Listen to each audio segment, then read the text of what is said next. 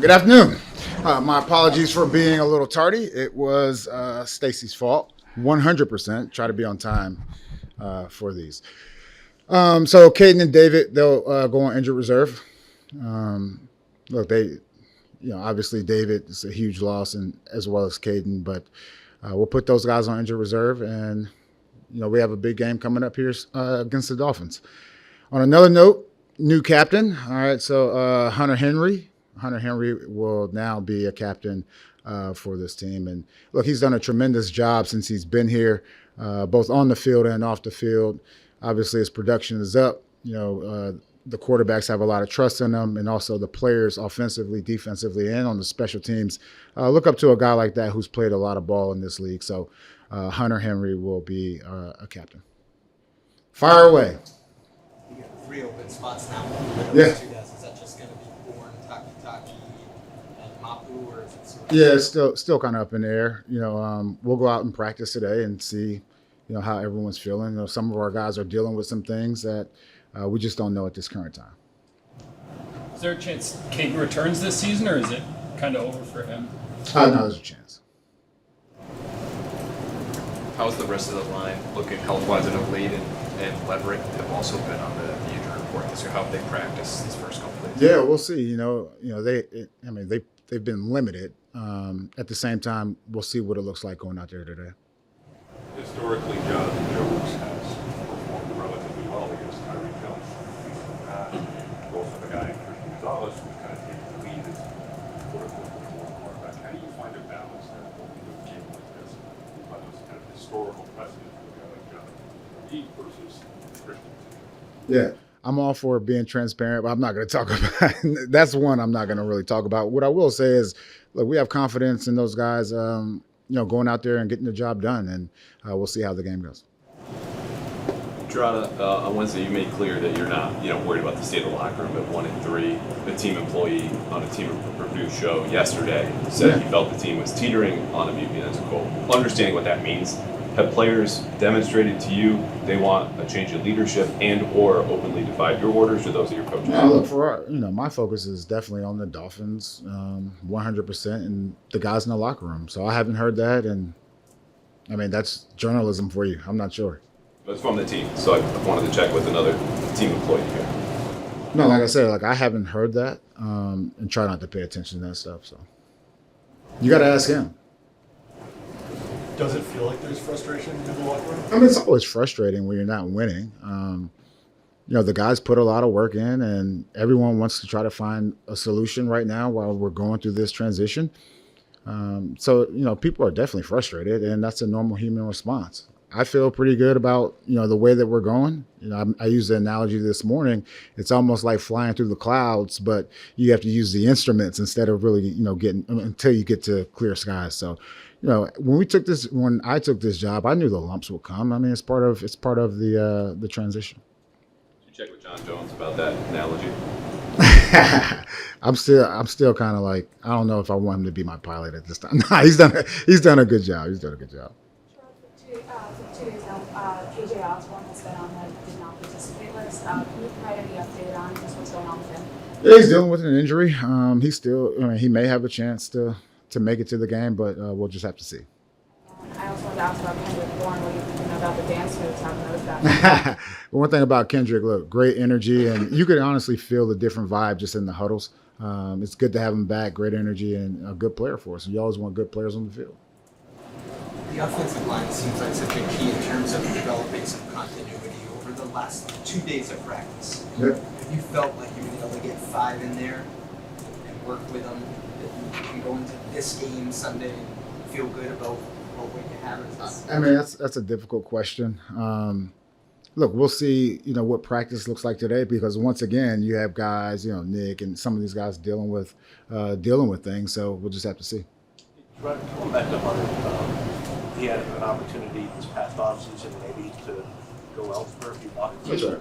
He committed early in the process. What did he show you to want to be part of the effort? Yeah, I kind of think it starts with just his leadership and the way that he sees the game and how the game should be played and how guys should prepare for games and things like that. And he was excited to come back, and I was excited to have him.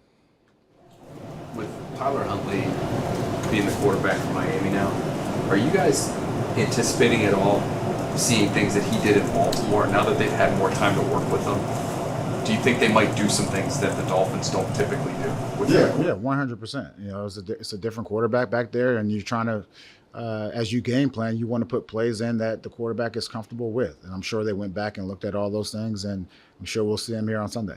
Did you see much of that against Tennessee, or are you expecting even more new stuff? Look, I think every week you have to expect the unexpected. I mean, that's part of the game that we play. And, you know, we talked about the scripts and how offenses, you know, kind of try to throw you off and things like that. So I would anticipate seeing some of that stuff, though. With all these moving parts in the offensive line, how's Scott Peters done, this year? Just everything else. Yeah, he's done well. You know, he's still working with those guys every day and developing them. I know the guys love him, as well as Kugler and Mike in there as well. So, you know, those guys are getting better every day. And once again, it's tough when you have, you know, musical chairs, for example, on the offensive line. But hopefully we kind of settle it down a little bit. Do you anticipate Darren Logan being back this weekend?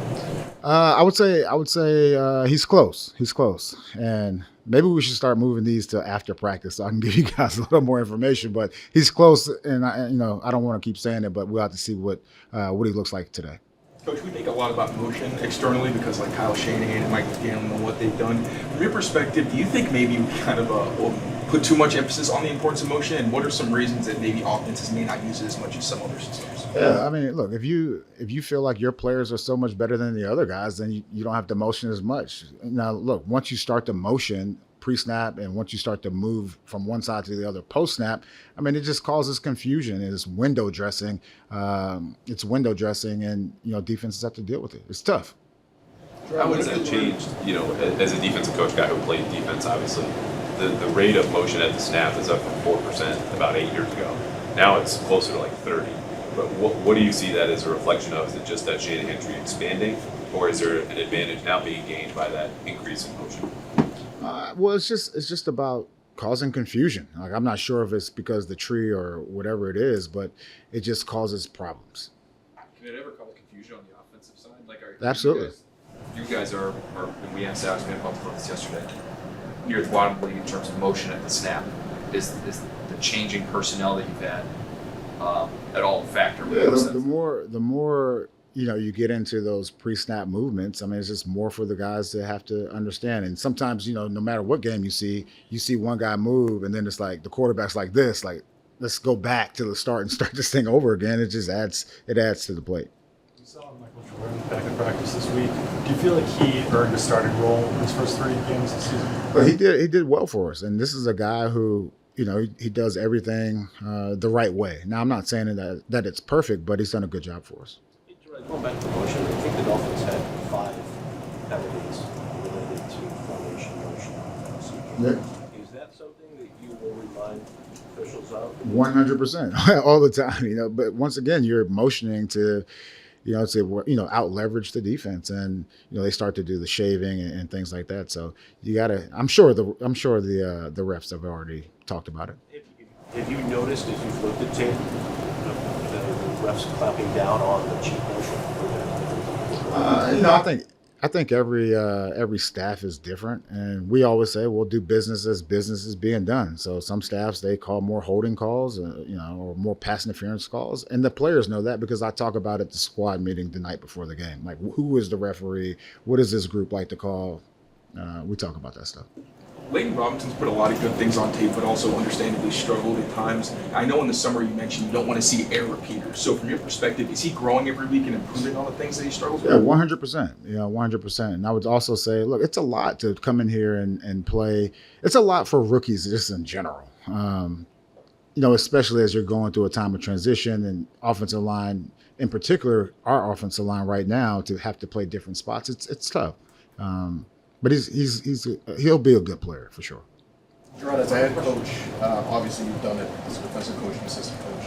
How do you gauge what the mood is in the locker room? Do you have your office door open? Are you talking with guys one-on-one just to kind of gauge how players are responding? Yeah, I have an open door policy, but I definitely lean on the captains of the team. I lean on those guys to, let me know what the vibe of the team is. And I'm always around too. I always talk to guys, and they walk into my office, and we have those conversations. And once again, it's a process, and we're still kind of growing. Our leaders are growing. The middle class is growing. The rookies are growing, and I like the way that it's going, even though the record may not reflect it at this current time. So, what have you seen from Kendrick Bourne the last 2 days in practice? Sorry. Kendrick Bourne, what has he shown you the last 2 days, finally fully in practice?